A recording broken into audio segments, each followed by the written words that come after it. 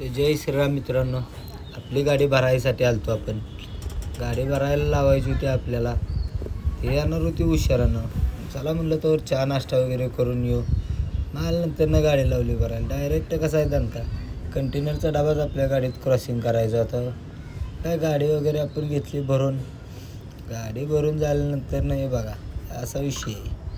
कसा आहे दणका गाडी भरून झाली, बिल वगैरे घेतले, कंपनीला वाय करत आपण निघालो. तिथनं निघालो आपण की आपण आलो डायरेक्ट कोण गावात आलो ना. आपल्याला कधी ट्रॅफिकला लागला नाही असा काही विषय कधी होतच नाही. काय ट्रॅफिकचा आनंद घ्यावा म्हणलं. आज ज्याच दिवसातनं आपल्याला इथं ट्रॅफिक लागलं आहे त्याला म्हणलं ट्रॅफिकचा आनंद घेत आपण डायरेक्ट गेलो.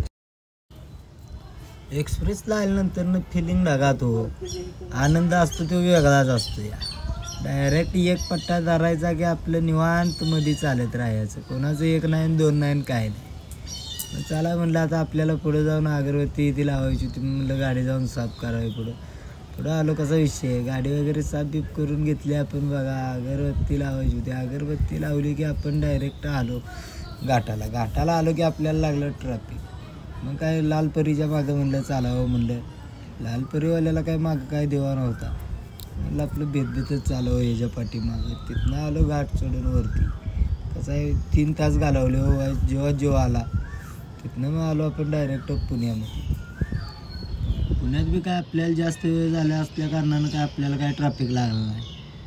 चला म्हणलं आता आपल्याला तो गोट्या म्हणून मित्र आहे त्याचा फोन आला मला चहा प्यायला. हे बघा हो गोट्या त्याचं 12ने पडली ती 4ने ती पण काही नीट चालत नाही. ती काय विषय नाही तरी बी आपला मित्र आहे. हो गोट्याला म्हणलं आता तू चहा वगैरे घे आणि जा तू म्हणलं. आपल्याला बी जायचं आहे म्हणलं पुढं.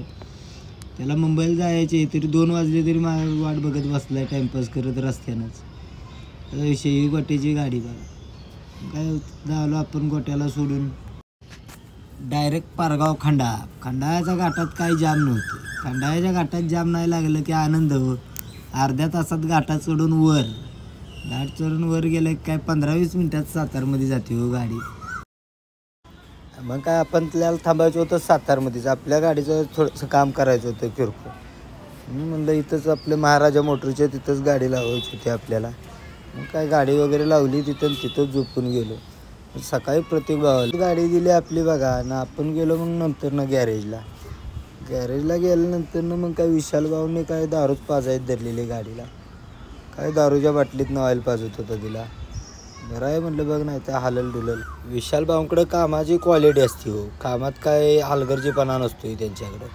काय विशाल भाऊंकडं काम करून निघलो. आपल्याला जायचं होतं घरी. म्हटलं तुम्हाला नजारा दाखवावा सातारमधला.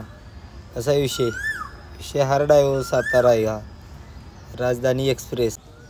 परत काय आपला मित्र सोमभावना बोलावलं न्यायला. सोमभाव बी लगेच आले 10 मिनिटात आपल्यापाशी. सोमभावना म्हणलं चला आपल्याला जायचं आपणकडे. मला आपण पैसे सोडा मला सोडा परत तुम्हाला कुठं जायचं आहे तिकडे जावं म्हणलं. तोपर्यंत आला देगावच्या महाराजांचा फोन आपल्याला. तुम्ही या आपण भेटू म्हणले पाहूत का कशी. हे बघा हे देगावचे महाराज अण्णा महाराजांचं दर्शन घेऊन अण्णा महाराजांकडनं 2-3 सल्ले घेऊन आम्ही निघालो परत आप्पांपाशी गेलो. तर आप्पांनी त्यावर एक लक्ष्मी घेऊन आलतं. लक्ष्मी म्हणजे आप्पांची रानू लाडकी. कसा विषय या विषय हार्ड हो. आपण नाही असले लागते बघा रानू गौरी.